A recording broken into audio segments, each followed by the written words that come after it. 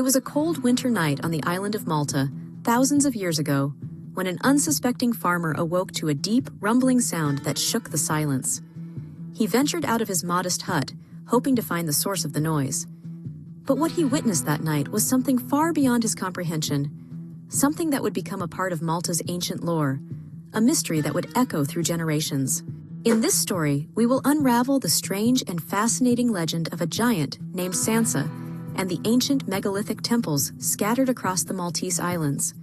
We'll dig into the mysterious bones, the monumental stone temples, and the prehistoric flood that shaped the land. But before we get to the heart of this incredible tale, we need to understand how Malta's position and history play a critical role in the formation of this ancient mystery. It began as a typical night. The farmer was accustomed to the stillness that came after dark, especially with the new moon, when the skies were pitch black. But that night was different. As he stood on the edge of his wheat field, his senses heightened. A strange orange glow, unlike anything he'd seen before, was spreading across the sky. The low rumble he heard wasn't just the wind, nor was it the familiar sight of a shooting star, a blazing object ripped through the atmosphere, its fiery trail illuminating the entire island. He barely had time to comprehend what was happening before it crashed into the valley nearby, casting a brilliant flash of light across the sea. For a brief moment, the world felt like it had been torn open. But just as quickly as it had started, the island was thrown back into darkness. As he turned to his wife to reassure her, she remained motionless, her eyes fixed on something behind him. Slowly, he turned, and there, emerging from the woods, stood a silhouette taller than the trees. A colossal figure was making its way toward them. This was no ordinary human. It was a giant. The giant's name was Sansa. She claimed to be one of the Nephilim, a race of giants said to have existed in ancient times.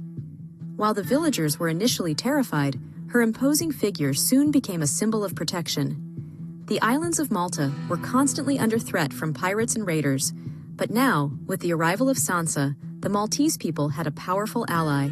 Despite her towering presence, Sansa wasn't just a brute force. She had the ability to move the massive limestone blocks that dotted the islands. These stones were far too heavy for the farmers to use. Some weighed over 20 tons and stood as tall as 20 feet, yet Sansa could lift them with ease. Under her direction, the island's first megalithic temples began to take shape. 30 different temples were built, with walls soaring up to 3 stories high. Among these, the most magnificent was Gigantia, located on the island of Gozo. This temple was constructed from enormous limestone blocks, carefully placed together to form 2 distinct buildings. And while Sansa's legend began to fade over the centuries, the temples she built still stand, silent witnesses to an era long gone. For centuries, the story of Sansa and her temple-building prowess was passed down through generations. But over time, it became little more than a myth. Many dismissed the idea that a giant had built these megalithic structures. They were too fantastical, too beyond the realm of possibility. That was until a significant discovery was made. Malta has been a crucial strategic location for millennia. It's a crossroads in the Mediterranean, just 60 miles from Italy and 180 miles from North Africa. Over the years, various empires have claimed the islands: the Phoenicians, Romans, Byzantines, Arabs, and Christians. Yet, none of them fully understood the ancient temples that lay buried beneath layers of debris and soil. In 1530, a nobleman named Giovanni Francesco Abella, intrigued by the mysterious temples, began documenting the ancient structures. One day, while workers were excavating the area, they uncovered a massive femur wedged into a rock fissure. When Abella saw the size of the bone, he knew immediately that this was no ordinary human. This femur was twice the size of a regular human leg bone. Whoever it belonged to would have been at least 10 feet tall. This discovery reignited interest in Malta's ancient past, and Abella became famous for his work. He turned his home into the island's first museum, displaying the giant bones for the public to see. Naturalists and anatomists who visited the museum confirmed that the bones were likely from a prehistoric race of giants. Skeptics claimed they were merely animal bones, but the sheer size of the remains suggested otherwise. Centuries later, in 1915, a farmer on Malta accidentally stumbled upon another significant discovery while plowing his field.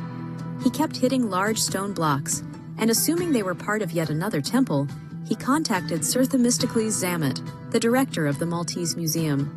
But what Zamet uncovered wasn't just another temple. As they dug deeper, they discovered the remains of a massive statue. The top half had been destroyed, but the bottom half remained intact. Two colossal legs and feet, standing over 10 feet tall. It quickly became clear that this wasn't an isolated statue, but part of a complex arrangement of temples, now known as the Tarxian temples. These structures, made of limestone blocks weighing up to 50 tons, were arranged in a cloverleaf pattern, only visible from above. Walls, doorways, and floors were constructed with precise engineering, the stones fitting together seamlessly.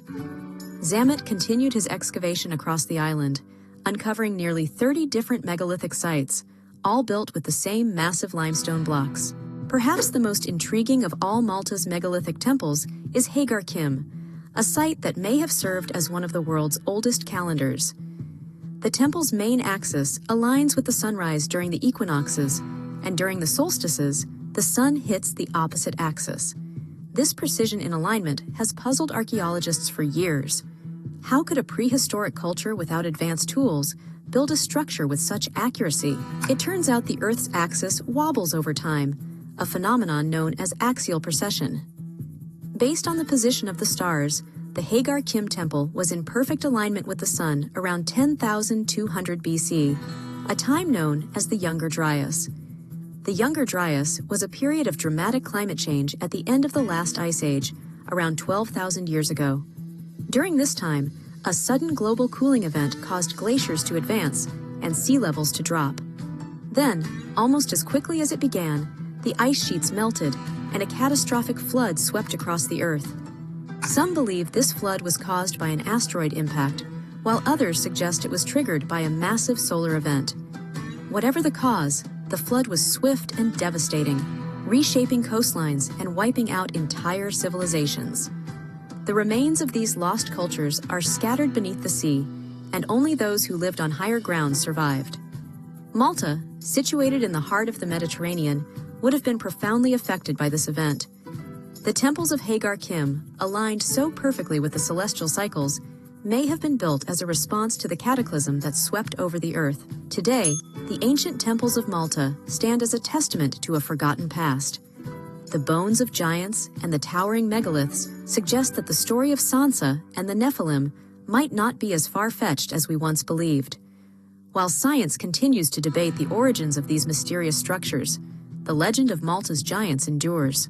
Whether you believe in the legend of the giants or see the temples as a marvel of ancient engineering, Malta's megalithic sites leave an undeniable mark on history. They remind us of the power of myth, the mystery of ancient civilizations, and the human drive to seek out the unknown. As we continue to study these sites, we may come closer to understanding the full story behind the giants of Malta.